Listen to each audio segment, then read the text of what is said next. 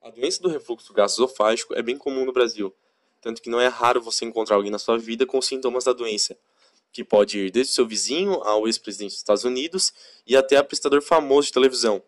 Além disso, é uma doença que pode estar em um estágio pré-maligno. Isso faz com que o entendimento dela seja muito importante. Mas o que eu quero que você preste atenção é o que você vai fazer quando encontrar essa patologia.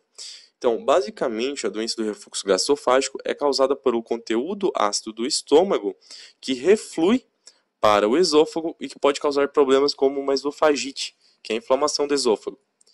E eu quero que você pense num ácido caindo sobre um tecido que não está preparado para recebê-lo. E aí você se pergunta, tá, mas por que isso acontece? E existem hipóteses para isso. Uma delas fala sobre o esfíncter esofágico inferior fraco. E as causas disso são variadas. Uma das que tem mais estudo está relacionada ao aumento do tempo do relaxamento transitório do esfíncter esofágico inferior. Tá, mas o que é isso? Então pensa que a válvula inferior do esôfago, ela abre algumas vezes durante o dia. Isso permite você, por exemplo, arrotar. E o problema é que algumas pessoas o esfíncter fica aberto tempo demais. Isso permite com o refluxo do ácido e isso vai danificar essa transição esôfago-gástrica, a famosa linha Z. E alguns alimentos, como a cafeína, o chocolate, o tabaco e medicamentos como os bloqueadores de canais de cálcio, eles podem relaxar o esfíncter esofagiano inferior e proporcionar o refluxo de ácido. Isso acaba danificando esse tecido mais distal do esôfago. Outras coisas, como a obesidade, também podem enfraquecer o esfíncter.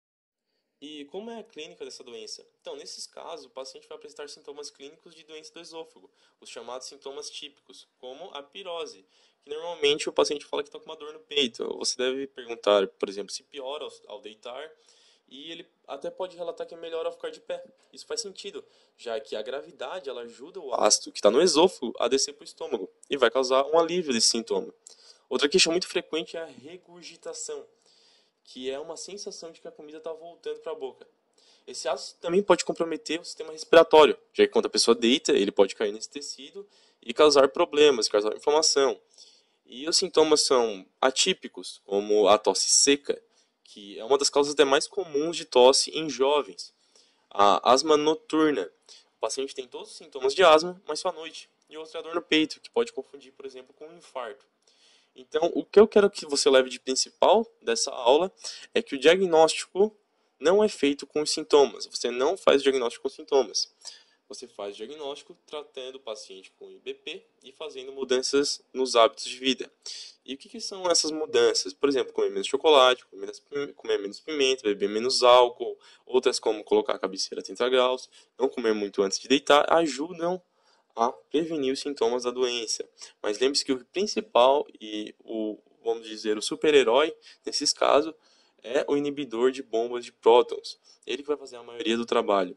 E o outro tecido diagnóstico que você tem é a endoscopia com biópsia. A endoscopia, além disso, você tem a doença, mas ela sugere, por exemplo, se você tem uma esofagite, provavelmente algo está fazendo essa inflamação. Mas o padrão ouro no diagnóstico de doença do refluxo gastroesofágico é uma pH-metria de 24 horas. Só porque na prática é bem incômodo e geralmente não é feito. Por isso que se faz muito diagnóstico com o teste de um mês de PP. Então, como funciona o tratamento? Se o paciente tiver menos de 40 anos e não tiver nenhum sinal de alarme, ele deve fazer um mês de tratamento com o inibidor de bomba de prótons. E aí, como você vai escrever? Vai estar lá no receituário, vai colocar o uso oral e vai colocar o omeprazol de 20 miligramas, que é uma dose mais baixa, por 28 comprimidos, porque é um mês de tratamento. E você vai pedir para o paciente tomar um comprimido antes do café da manhã, porque isso melhora a absorção do medicamento. E o que são esses sinais de alarme? Por exemplo, se o paciente apresentar vômito, sangue, disfagia, perda de peso ou algum outro sinal que chame sua atenção, ele deve ser encaminhado a fazer uma endoscopia além do tratamento com o IBP. E essa endoscopia pode nos mostrar possíveis metaplasias, displasias ou até o câncer esofágico. Tá, mas aí como funciona essa história de doença do refluxo gastroesofágico e o câncer do esôfago? Então, quando o paciente tem doença do refluxo gastroesofágico, ele literalmente tem um ácido queimando o esôfago. Então, depois de muitos anos, essa inflamação crônica, ela pode culminar que um tecido normal sofra uma metaplasia. Uma metaplasia na junção escamo-colunar. Então, do esôfago distal normal, ele vai sofrer uma metaplasia. E uma parte da mucosa do esôfago, ela muda para a mucosa do duodeno. E essa mudança se chama esôfago de Barrett.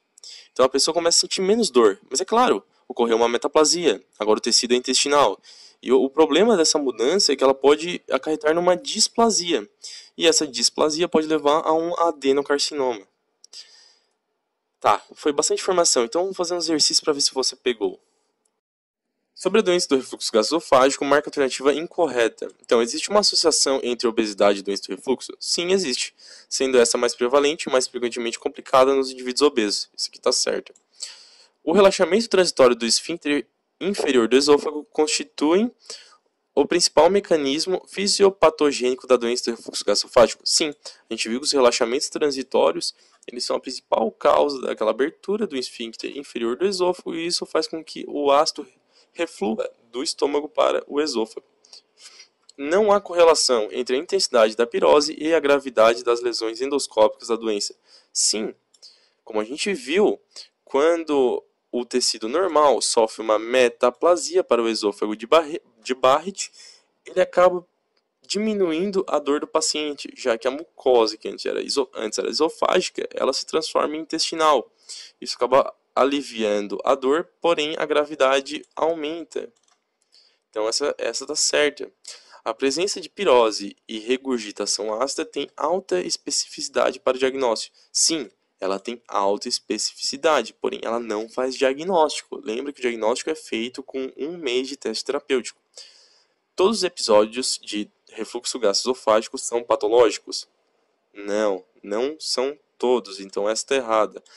Em algumas pessoas, por exemplo, como a gente viu, tomar cafeína em excesso, comer chocolate em excesso, álcool em excesso, pode fazer com que o esfíncter esofágico inferior abra e isso acabe culminando num refluxo desse ácido para o esôfago, causando uma pirose, uma regurgitação, e não necessariamente você tem a doença do refluxo. Então era a alternativa aí, né? Vamos fazer essa outra questão. Com relação a esse tema, julgue o seguinte item. Então, vamos julgar se é verdadeiro ou falso. Para o diagnóstico de doença do refluxo gastroesofágico, é essencial o exame da videoendoscopia digestiva alta. Não, né? A gente viu que se o paciente tem menos de 40 anos e não tem nenhum sinal de alarme, ele pode fazer o teste terapêutico por 1 mês com omeprazol. Então, aqui os sintomas clássicos são pirose e queimação. Isso está certo. E eles não são suficientes para indicar a terapêutica apropriada. Está errado, né? Se o paciente tem uma pirose ou tem uma regurgitação, que PR para você lembrar, você pode supor que ele provavelmente tem uma doença do refluxo gastroesofágica e pode fazer o teste com inibidor de bomba de prótons, orientando mudanças na vida do paciente. Então essa alternativa está errada.